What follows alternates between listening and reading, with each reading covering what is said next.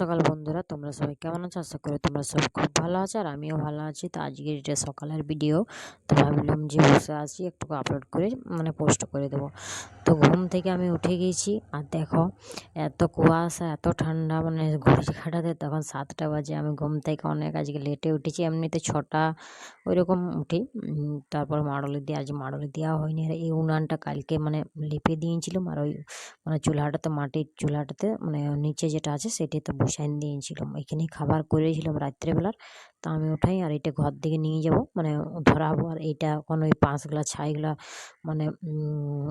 বাইর করে নিয়ে আর ওই যে পাঁশ গাদাতে দিয়ে তারপর করবো, লাথা দেবো আর গোবর ছড়া দেবো। যাই হোক, মিনি ব্লগটা তোমরা দেখতে থাকো, আশা করি তোমাদের খুব ভালো লাগবে আর আমারও ভালো লাগবে। আর ঘুম থেকে খুব কেউ উঠে নেই, বাবুও উঠেছে। তো আমি ভাবলাম তোমরা নিচেই তক্তাতে শুয়ে থাকো, আমার সাথে উঠতে হবে না। তা দেখবে চলে আসবে কি আমি জানি।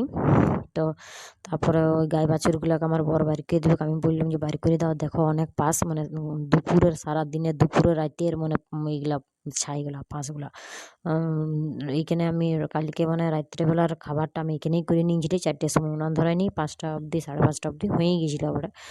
তো দেখো এটার পর ঝাড়ু দিয়ে নিয়ে তারপর লাথা দিয়ে দেবো। আর ঠান্ডা কমছে না কেন কে, যে মকরটা মনে হয় ওইরকম ঠান্ডা ঠান্ডা করে পারি করে যাবে। তো সকালে মকর ডুব দিতে অনেক কষ্ট হবে, তাও আমাদের 8টা 9টা বাজে যাবে স্নান করতে মকর ডুব। তো সবাই তো পিঠা টিঠা খাবে, আমরাও খাবো অবশ্যই। আর কদিন পর এই মেলাটা আমাদের বহুত এনজয় করা আর খুব মজা হয়। অনেক ভালো ভালো খাইতে পাবে, পিঠা লাটা সব কিছুই, মাছ মাংস যেটাই। আর এটা খাওয়া দাওয়ার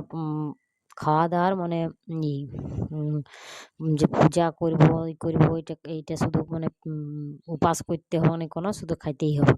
তো যাই হোক, স্নান করবে তারপরে তোমরা সবাই সবাই ঘরের লোক সবাই খাবে। তারপর গোবর ছড়া দিচ্ছি, দেখো গোবরটা নিয়ে আইলাম গোয়াল থেকে। আর গোবর ছড়া ওই সাইডে দিয়ে দিচ্ছি, আর মারাও কেউ উঠে নাই। আর এটা আমি গুলিয়ে নেবো, তারপর লাথা দিয়ে পুরা ওইটাকে দিয়ে দেবো এই উনানটাকে।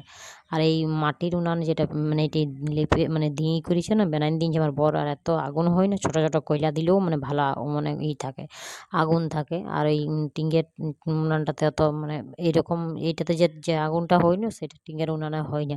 তো আমি ঘর দিকে নিয়ে যাই, এইটাতে আমি ভাত বা ডাল কোনো টাইমে এমনি সিদ্ধগুলো বসাই দিই। আর ওইদিকে ওই রুটি বা তরকারি, ওই সবজিপাতিগুলো হয় যখন যেমন যেটা কাজের, সেইটাই করতে থাকি। আর ওই সাইডে দেখো পাতাগুলো বাইরে হয়ে গিয়েছে, এইগুলা পেঁয়াজ